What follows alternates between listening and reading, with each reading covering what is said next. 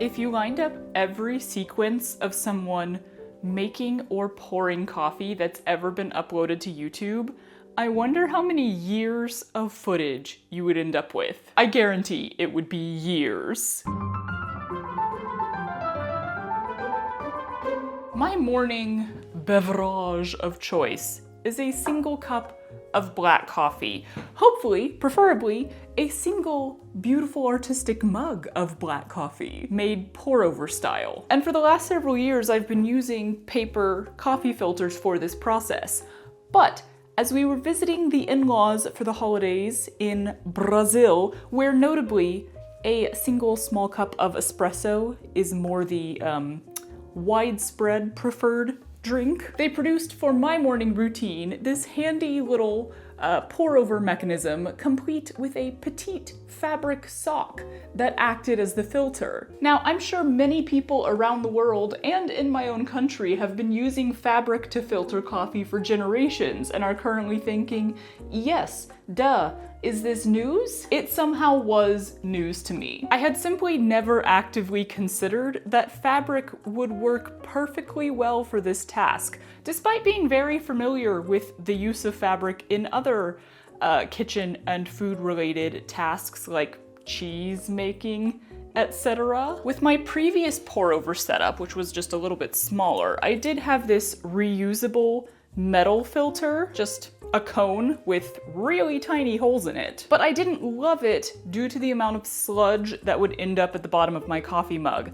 Despite how small the holes are, it still let a lot of coffee dust through. And also it didn't really fit in my new pour-over setup that Matt got me for my birthday a few years ago. So I've been using these paper filters, or at least I was until I ran out like a week ago, which possibly motivated me to finally do this project. And like, they're compostable paper, it all goes in my compost bin, it's not a big deal, so I hadn't really thought much about trying to replace that, but it is the only product that I'm still consistently buying on Amazon because that's the only place I can find the size that fits my pour-over thing. So like, I'd be real happy to cut that out. Plus the last stack of them that I got, a bunch of them had like weaknesses and tears already in the filter when I got them, and I had to just throw them away or straight into the compost bin, and I was like, excuse me. It caused a very messy morning coffee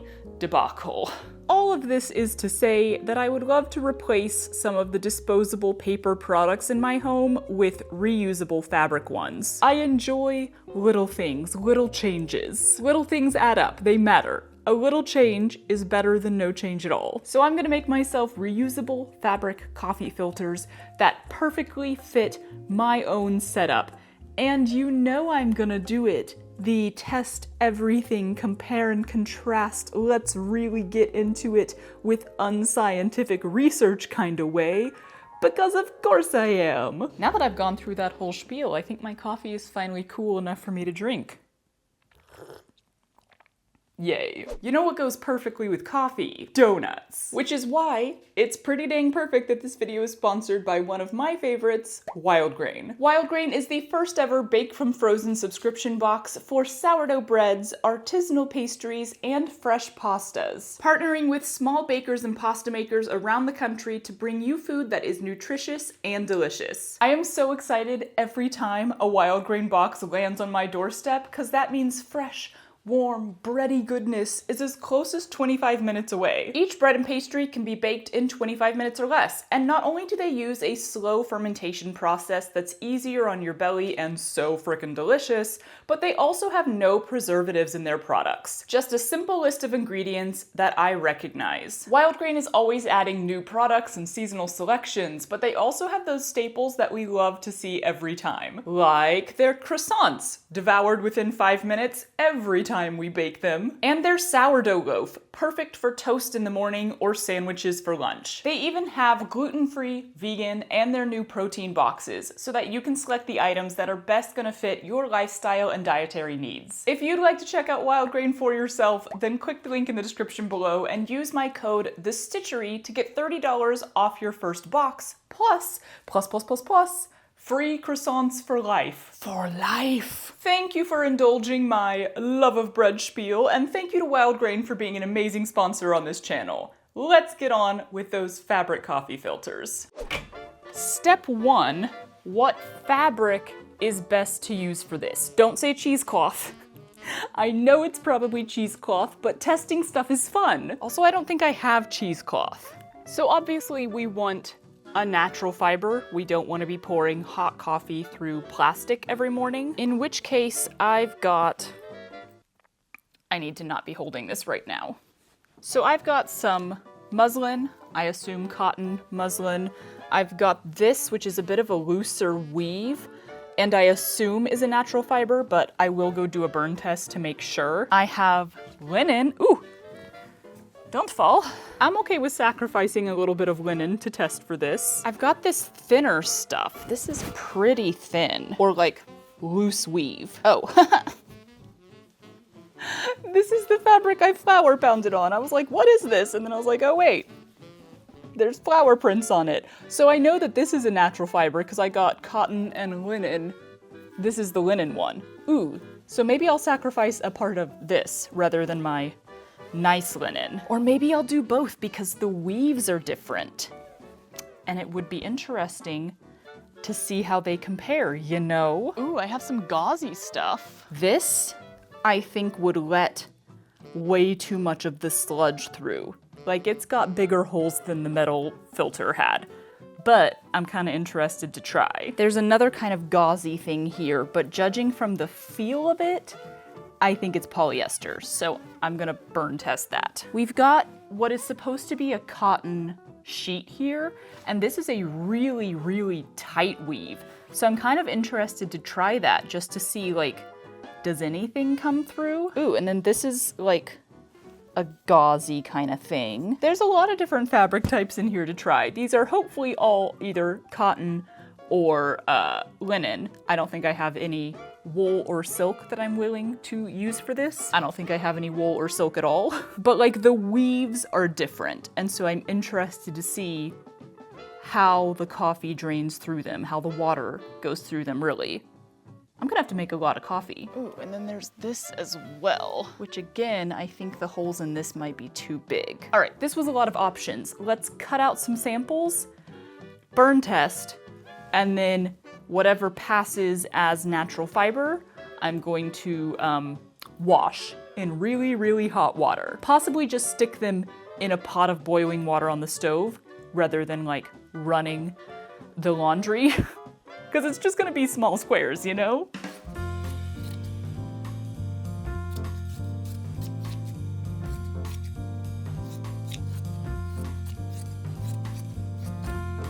I ended up with 9 fabric samples to test. 2 linen, 2 cotton, and 5 that I'm unsure about because I get a lot of my fabric unlabeled at creative reuse stores. Bring on the fire!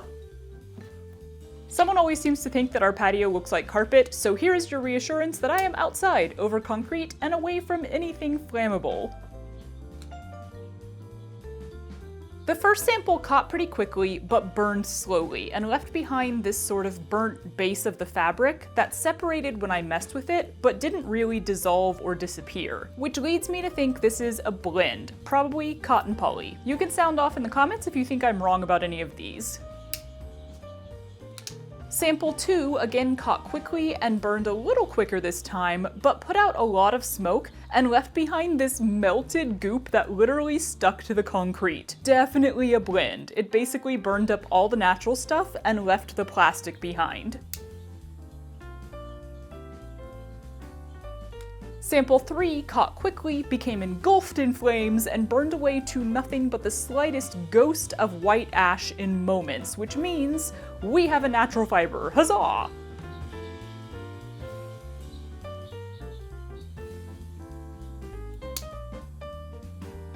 Sample 4 was very similar, up in flames, down to the tiniest white ash that dissipates to nothingness at the slightest touch. Another natural fiber. Both of these are likely cotton.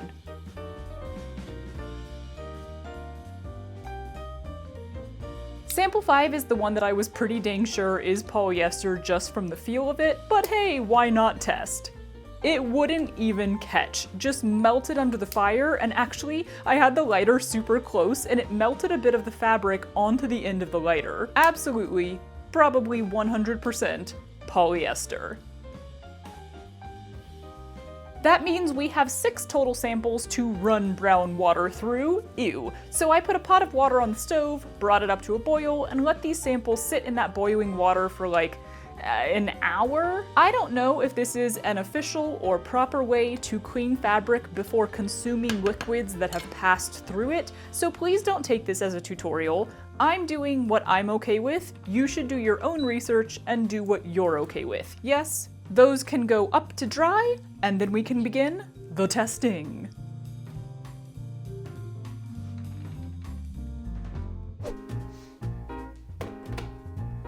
Now, I don't want to brew 6 cups of coffee all at once and then waste 5 or all of them because I can't drink that much coffee in one day, especially since I'm kind of a bougie coffee drinker and the beans I use aren't exactly inexpensive. So for the next 6 days, I'll be brewing my morning cup of joe with each of the 6 samples, taking extensive notes so that I can remember at the end which one I prefer. Since the main thing the fabric type and weave is going to affect is the strength of the coffee, I'm also weighing out the amount I use every time. Try to keep it consistent, even though normally I totally eyeball it. So this first sample is the looser weave linen, and I liked the speed that it was dripping. I liked how dark the water looked right away, but y'all, I swear, it tasted different. Not bad, just I don't know, I've been using this coffee for years now, and it seemed different this time. Maybe a little weak? Now, potentially, I've always used more ground coffee than the 15 grams I weighed out today, so I'm gonna try to not super duper compare it to the past, but rather hold on to that flavor and compare it across the next 5 days. I'm also taking note of how well the fabric rinses out and how quickly it dries. Science!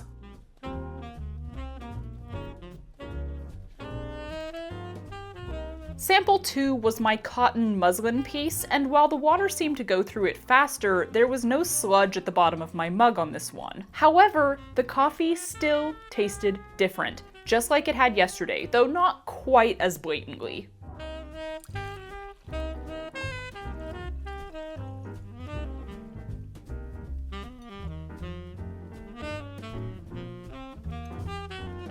Moving on to sample 3, this is the heavier linen fabric. The water moved through it the slowest so far, and it was a darker color right from the start. Also, y'all, it tasted normal again! I was beginning to think I was just misremembering the flavor of my coffee, but no, today it tasted like it always tasted. No sludge in the mug either, so this guy is currently top of the list.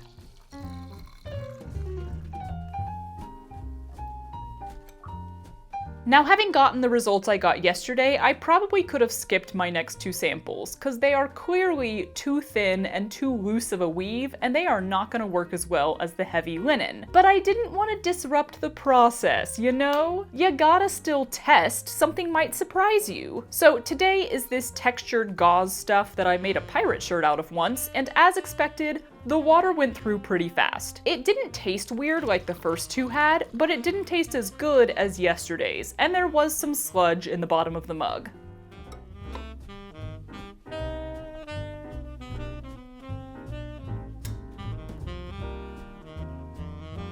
Sample 5 is the very light gauze. So light that I went ahead and used a double layer of it because I knew that one would be terrible. Even doubled, the water poured through pretty quickly and you could see immediately that it looked sludgy, you know? Like the coffee itself seemed blurry. Interestingly, it tasted pretty close to normal, like decently strong, but I could feel the bit of graininess in the liquid as I drank it. And this was also the only one where you could already see the sludge just when pouring it into my mug, not to mention later at the bottom of the mug too. Big no on the gauze.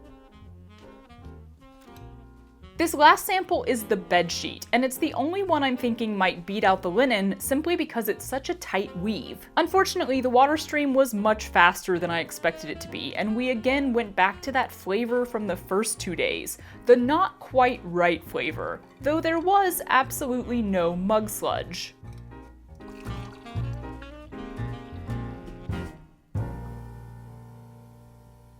So based on those results, I'm going with the heavier linen, which I've been calling like my nice linen. That's just because I didn't get it from a creative reuse store. I have no idea what the quality actually is. It still wasn't that expensive. I think I got it for like $6 a yard or something. And I have not yet used it, so you know, what a perfect time to put it to use. We are not done testing though, because now I want to look at the shape. Like, how am I making this little sock? I don't want to do what I was doing before. I was just shoving like a square in there and rubber banding it down. I want to decide on an actual shape for the coffee filter, and I have 3 ideas. I'm not sure how a seam line is going to affect things, so my first idea is just a circle of fabric. Basically what my paper coffee filters were, only there's no way that I'm going to be able to put pleats in it and keep them there. So this seems really simple, just a circle that you push into the thingy,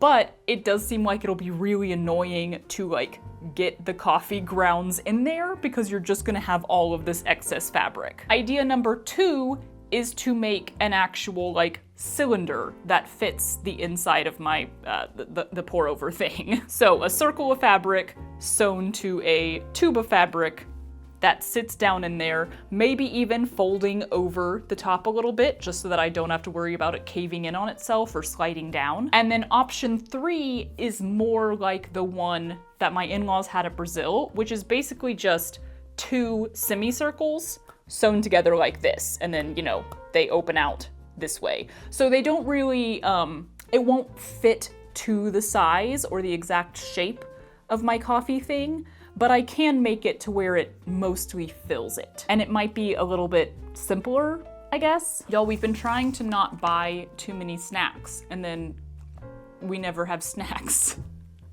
I get all snacky and I go to the kitchen and I'm like, there's no snacks here. This was by my own design. But now I'm annoyed. So I'm eating wonton strips that are like to top salads. Anyway, I need to go get my actual pour over thing and take some measurements, because, you know, that matters. After some measuring and some scribbling of plans and some munching of wonton strips, I got to cutting out and sewing together my 3 samples. The first of which I have dubbed the tortilla. No sewing required. The second one took a lot more futzing around to get the size just right, but it wasn't too hard to construct, I guess. I dub it the cup. And finally, sample 3 just took a little bit of resizing since I totally freehanded my first curve, and then it fit pretty nicely, and I shall dub it the sack. These are all 3 gonna get boiled for an hour, and then we're back to testing. I'm mostly looking at functionality here, how easy each design is to actually use, but I'm also interested to see if there's any flavor or strength difference between the 3 when it comes to the actual, coffee. You know, the important part. The tortilla is a bit overwhelming with fabric, as I expected, but since my setup came with this little funnel, it's not unusable, or even really bothersome to use.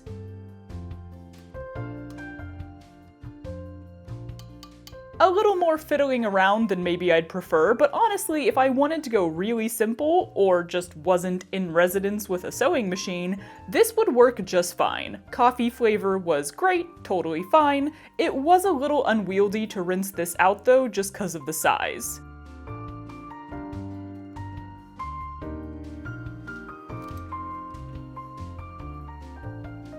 Well, this guy pops in there so easily and neatly, folds over the edge to stay in place, and there's no extra fabric bopping around crowding up the dump zone. Definitely winning on functionality. It's just a question of whether the taste is off in any way, due to the seams, I guess. There's really no other difference at play here. It wasn't. Tasted exactly the same as usual. Huzzah! Rinsing out was pretty easy, and it dried real darn fast. Sacky old boy works exactly the same as the cup when it comes to functionality. Pops right in, folds over the top, Bob's your uncle. The main difference here is actually just construction. This was a little easier to cut out and sew together than the cup shape was. The only reason I even bothered with the cup shape is that I wasn't sure if a sack would end up being really bulky down at the bottom of this cylinder, but it seems to be filling it out pretty decently.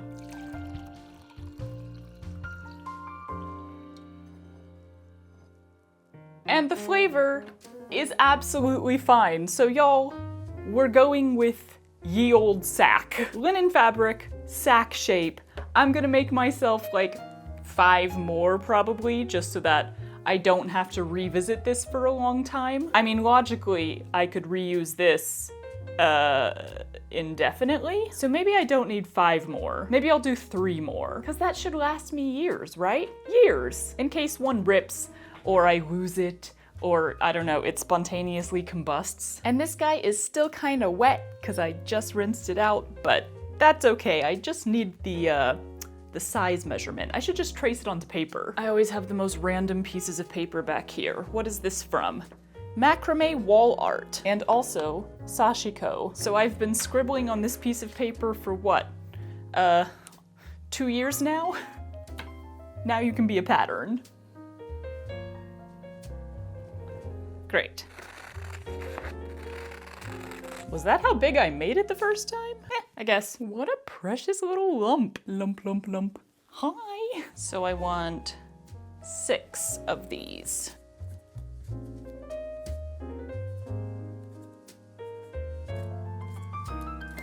Y'all, I gotta say, it's such a delight to do whatever the crap I want in videos, which I guess I've always done, but this project just made me think about it a little more. I mean, it is something that I do struggle with now and then, like letting myself do small things in a video and not expanding it constantly into bigger and bigger projects. Like sometimes I have a big project idea, like making a freaking giant fabric and tufting rug, and it takes months, or it's like really involved for a week or something, and it's this big over-the-top sort of eye-catching item. And then sometimes I just want to make a fabric coffee filter, and I could have just done that and not made a video about it, but like, I don't know, I'm excited to share all of my project ideas with you guys, regardless of whether it's big or difficult or eye-catching or just random and simple and small. So sometimes I do catch myself thinking, like, that's not enough. That's not going to be like a whole video, you have to do more. Which is ironic because I can end up like chatting forever about the tiniest little project ever. And to be fair, a lot of times, my desire to do more in a video is not really based on a feeling that I need to do more in order to make the video, I don't know, entertaining or whatever, and actually just based on my desire to do more. There's so much more I want to do.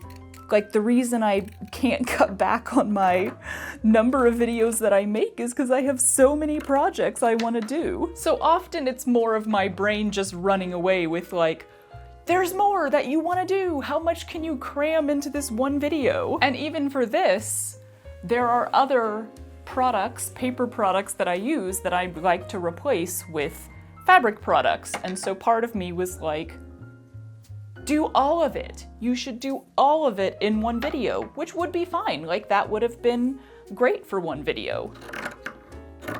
It would have been a pretty logical set of projects. But also, I didn't really have ideas for the other items I want to make yet, and I didn't want to just rush through this. I wanted to do all of these tests and figure out exactly what the best fabric and shape is and everything. I didn't want to just rush past this. So all of this is to say, I am really excited this year to kind of push myself to do whatever the crap I want, which I guess would be better phrased as allow myself to do whatever the crap I want. If you got a big project idea, do the big project idea.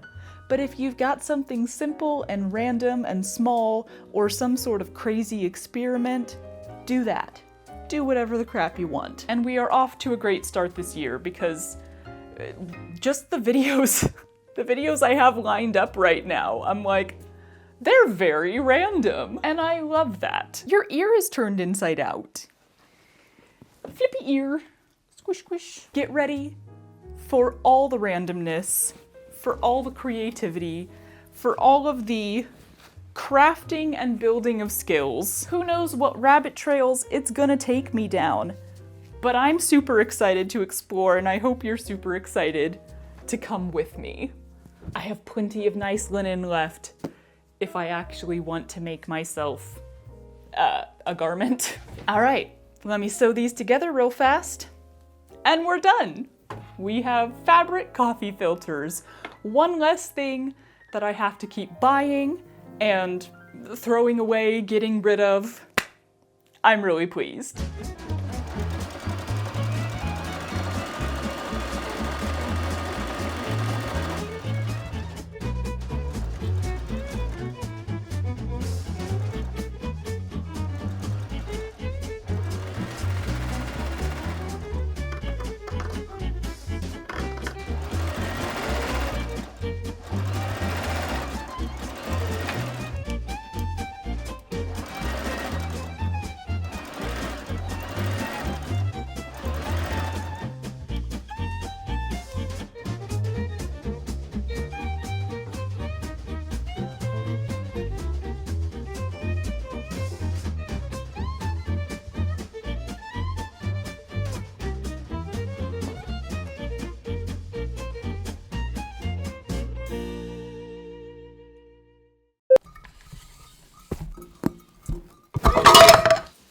Film yourself making coffee, they said.